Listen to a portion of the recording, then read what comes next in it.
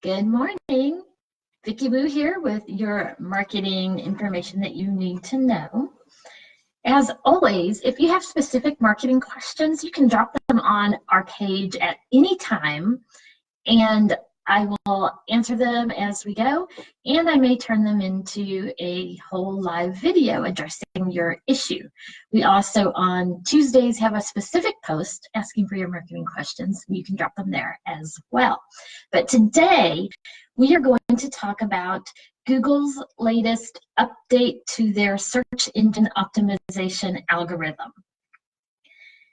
SEO is one of those things that is updating constantly, and you always have to stay on top of the latest changes.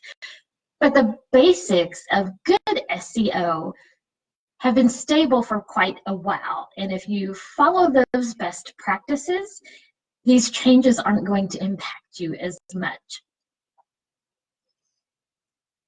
The latest change that Google has done, and they've said that it's not really updating their whole algorithm, but there are a couple of minor tweaks in how they present search results to people, and these are really designed to make it better when you're searching so that you can find the information that you want. Excuse me. Grab a cup of coffee and join me.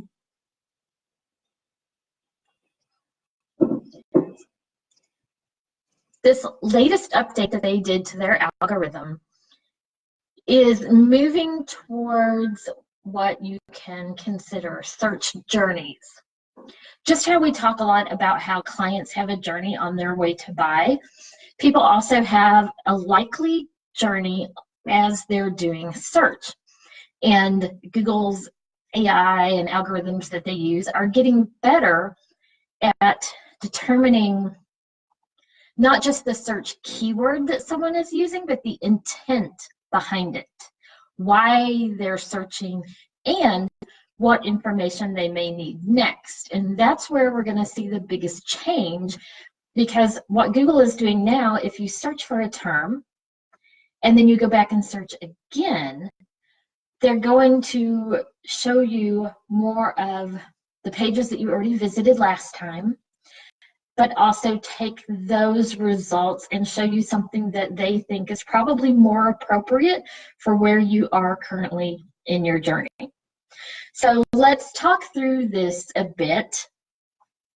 When we do SEO services for clients, we have several stages that we go through. And we have a few clients that just need help with maybe the beginning or the later stages, and they want to do the pieces in the middle. And that's great as well, but there's a certain kind of flow that we go through for most clients to optimize it in an order that the priority makes the most sense. And so I'll tell you how we go through it and where this new search journey in Google's search world falls into it.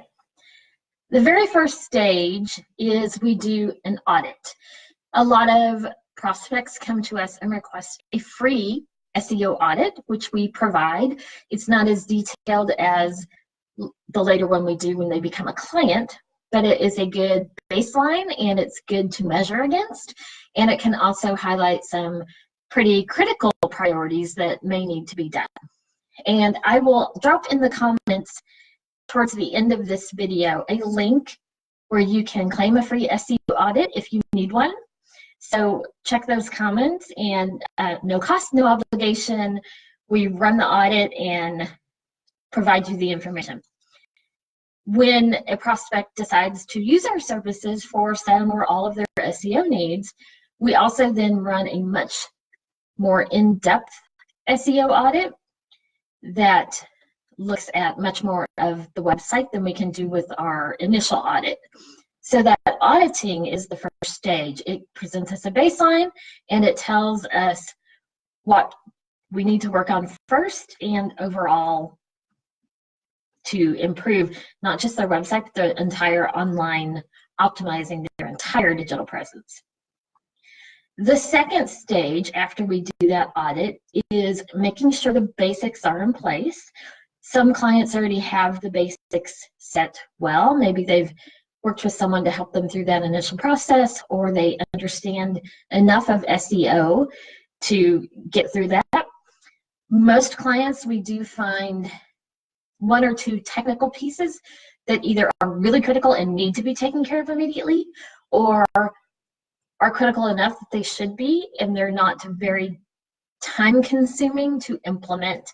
It may be beyond the technical knowledge of the client, but those basics are really critical. For example, one prospect who asked us to run an SEO audit on her website, it came back and we couldn't even run the audit because in one of her files, it was actually telling all crawlers, so Google, Bing, and our service we use to crawl some of the pages to get some of the data for the audit, it was telling them that they're not allowed. So there is no way her site could rank on Google or Bing or anywhere else, since their automated crawlers were being told that they're not allowed in the site. So those are the type of kind of basic issues that we look at first in that first or second stage after the audit. Those, as I said, some of those things are technical behind the scenes. The client doesn't always have the technical expertise to complete those, but they're really critical. You have to put them all in place before you move on to other pieces of your strategy.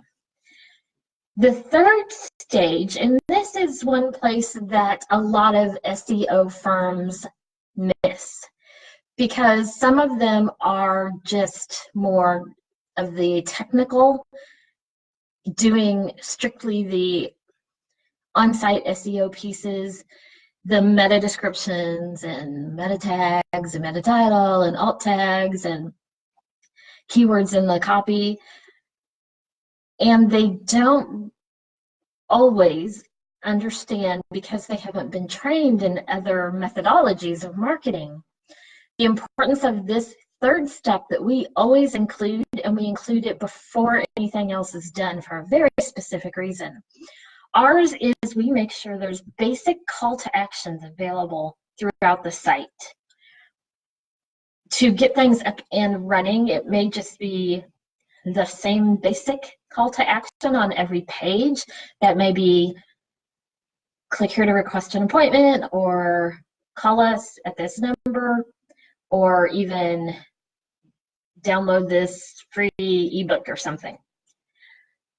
The problem, if you can change your SEO and drive more traffic to your website, which is the whole goal, but if they get to the website and there's nothing telling them what to do next, they're not going to turn into a customer. Your website has become informational, but not transactional. And as I discuss Google's changes a little bit further, you're going to see why that is going to be more important. So that's the third stage we do, is we make sure that those types of call to actions are in place, so that not only are people coming to your site, but they're actually taking some kind of action that you want them to do to turn them from somebody who's reading your website into a paying customer, which is the goal. And again, you'll understand why it's going to be more critical to have that in place soon. And that is one place that most standard SEO firms miss, because SEO is a slightly different methodology than marketing in general, and call to actions are kind of a bigger piece of marketing in general, rather than they really don't have anything to do with SEO up to this point. The fourth stage we go through is working through some of that on-page SEO. You know, we've gotten the basics in place, we've added call to actions as appropriate. Now we're going to look at making sure the title, the descriptions, the alt image tags, keywords throughout as appropriate, that they're used naturally, that you're not duplicating a lot of keywords across pages. Seems like you'd want to do that, but it's counterintuitive. And as this fourth stage starts to occur, we also move into the 5th stage, because the 4th stage is a long-term strategy, especially for companies that are regularly updating their website, such as adding blog posts, which is a pretty important piece. Google prefers websites that have new, fresh information so that they know it's not outdated. So those regular updates can also help. But as you do those regular updates, you're also needing to optimize that blog post or that page. So the 4th stage can be an ongoing stage and should be, which is why the 5th stage is where we kind of make those two start happening at the same time. And for us, the 5th stage includes off-site optimization, so expanding to your entire digital presence. This is your social media accounts and other listings, especially if you're a local business, making sure you're on the proper local directories and making sure that the keywords and the contact information and all of that is consistent across all of those, because that's really an important piece of SEO. And it's an important piece of branding. Again, that piece isn't something that most SEO agencies usually touch upon, but we make sure that not only is the basic information correct, but that the branding is consistent as well. The same logo, the same coordinating, cover images as appropriate, the color scheme, the voice in those basic, maybe the about section or bio section. So it's not just making sure the contact information is correct and the keywords are there, but also that it has a consistent voice across the platforms. One of the other pieces in that 5th stage is backlink building, which again is some of these local directories, but also if you want to get into the strategy of doing some perhaps guest blogging or other strategies to get high authority backlinks to your website, that goes in the 5th stage, and it's also a long-term prospect. So that's why 4th and 5th stages can work together at the same time. One of the other pieces that we enact at this point, and it's one that up until now a lot of SEO agencies have missed, again, because it's more of an overall marketing strategy for your brand versus strictly SEO, is looking at those call to actions that we dropped in quickly to get some conversions generating on your site. But now we start to break those up into the different areas of the buyer journey. So as we mentioned, Google's changing the SEO results more towards a search journey format, and that ties in so nicely with the 5th stage that we have always done, which is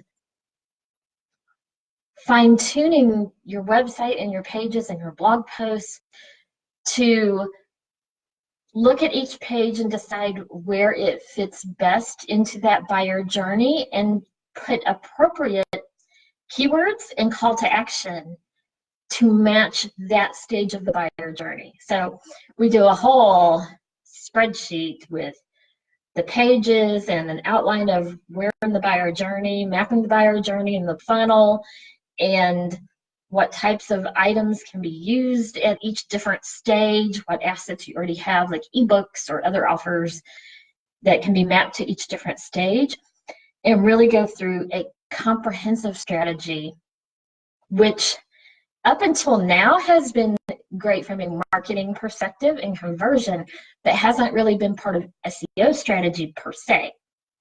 We've always included that as the 5th stage, which I'm happy to see now that we've been doing that, because that means that the clients we've been working with already have some of the information in place for these latest changes by Google. So we're ahead of the curve, and I like being in that place. And I apologize, I don't know if you can hear animals. There is a very angry cat outside, and it's making some neighbors' dogs very angry as well. So I apologize if you can hear that in the background. Animals will be animals. So talking about the search journey for Google, which is directly related to the buyer's journey, there's three main categories of information and how the customer or prospect interacts with that information. They are informational, navigational, and transactional. And you may call them different things, but you'll kind of understand those three categories: informational, navigational, transactional. Changing the call to action and changing keywords, which is where the SEO will come into play, to make it align with those different stages is where SEO is going next. So for an example, informational keywords are the first stage of the buying journey, and that is where the prospect understands that they have a problem now and they're looking for solutions. So they're doing research. They tend at that point to search for things that tell them what they need to know. For example, do I need a lawyer for blah, blah, blah?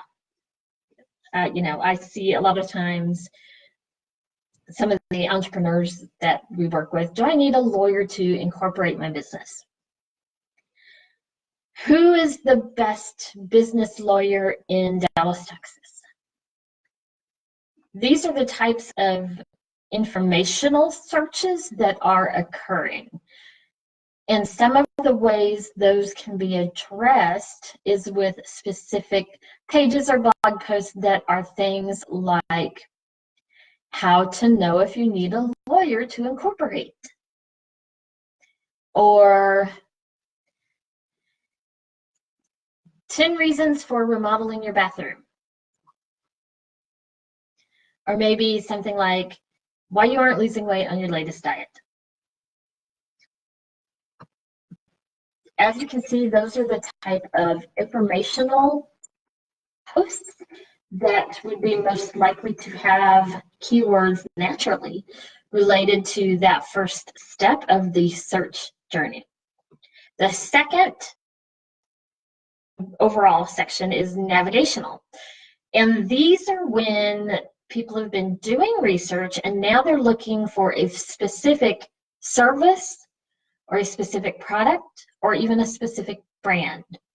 They've already been doing research, they know their options, and now they're in that comparison stage where they may be looking for who has XYZ product and then comparing a couple of them to determine which one they're interested in.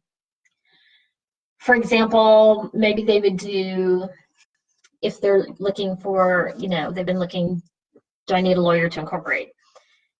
Maybe they say, I'm a law firm. I'm not a lawyer, but if I'm a law firm and they've seen my information as they've done searching, because I've had some of these related articles and blog posts, maybe now they're going to go looking at Vicky Wu Law Firm or Vicky Wu Law Firm reviews. Maybe even they think they want to come talk to me, so they're Vicky Wu directions to Vicky Wu office or contact information for Vicky Wu Law Firm. That type of navigational piece, it's built in to an extent in a lot of the websites. If you have a contact page, if you have testimonial pages, anything like that, it's kind of built in. But as you go through optimizing your website for search engines, you can make sure that the phrasing that someone might use in their natural talking, and even more importantly in mobile, if they were pulling up their mobile phone and saying that they wanted directions to Vicky Wu Law Firm, you want to make sure that your keywords are natural and in the way someone would say it or type it. Transactional keywords, that's kind of the third overall stage where they've done their research, they've done their comparisons, and now they're ready to buy. final stage of the buyer journey, although it's never the final stage, because after they buy, you have another journey for retention. They've done research, they've explored options, they're ready to hire someone or sign up or buy your product or services. So some of the terms that they tend to use at this stage might be where to buy, schedule appointment with Vicky Wu Marketing Guru. Hey, you can do that on my website. Maybe discount for such and such diet. I don't know. Or apply to this program. If you are offering those things on your website, again, some of those keywords, the basic keywords, will be kind of built in naturally. But as we go through that 5th stage of our SEO and look at optimizing for the different stages of the buyer journey, we want to make sure now that those terms that clients may be looking for are available and they're natural and they're included. So that's a little bit of an overview about kind of Google's change on where SEO is headed. One of the things that Google is starting to offer now is the ability for you to put things in collections. So if you're visiting pages or searching, you can store things like pages, images, other things in these collections. And then when you go back and search, they'll all be kind of together. So how Google is changing their search journey is you start out by looking for something generic, like, do I need a lawyer to incorporate my business? And you've visited a few different pages and read the articles. Next week, when you decide, yes, I do need a lawyer, and now I need to find a lawyer, lawyer in Dallas to incorporate my business. It will show you the pages that you visited, which it has always done, and it shows you the date underneath when you visited last. But Google algorithm is changing so that instead of showing you only that same exact page that you already searched, which you may not need that same information again, they're kind of understanding, based upon your search history and patterns, that the information you need now when you search is information about the specific business that you're searching, information about client testimonials, about the services they offer, and that type of thing. And then when it gets to the point where they can tell you've been comparison shopping and you're ready to contact one and you're like, phone number for such and such lawyer you found in Dallas, their algorithm is starting to learn that the next piece of information you want isn't the page you visited last week, because you already got that information, and it will show you another page from that same site that has the information that you're likely wanting now. So it's kind of a really interesting concept, and I urge you to pay attention to this as you're doing searches and see what kind of results you're getting. And again, I'm excited to know that our SEO planning has been already going that direction. And so our clients that are using us for the full services all the way, through the 5th stage have been getting some of that already. And if you plan your website, or even go back and do a review if you want to do the SEO yourself, have that in mind, is not just optimizing for keywords, but start strategizing which keywords go with which stage of the buyer journey. So that's it for today. I'm going to drop really quickly. If you have a website and you're wondering about your SEO and kind of where it's currently at and things that you may need to address, I'm going to drop in comments a link for a free SEO audit. All you have to do is fill out the basic information requested on that page and give us about a week and we'll get a free SEO audit back to you. You can use it as a baseline or to determine some tasks that you need to complete first and prioritize to boost your results on search engines. As always, if you have any questions, drop them below, and we will see you next week.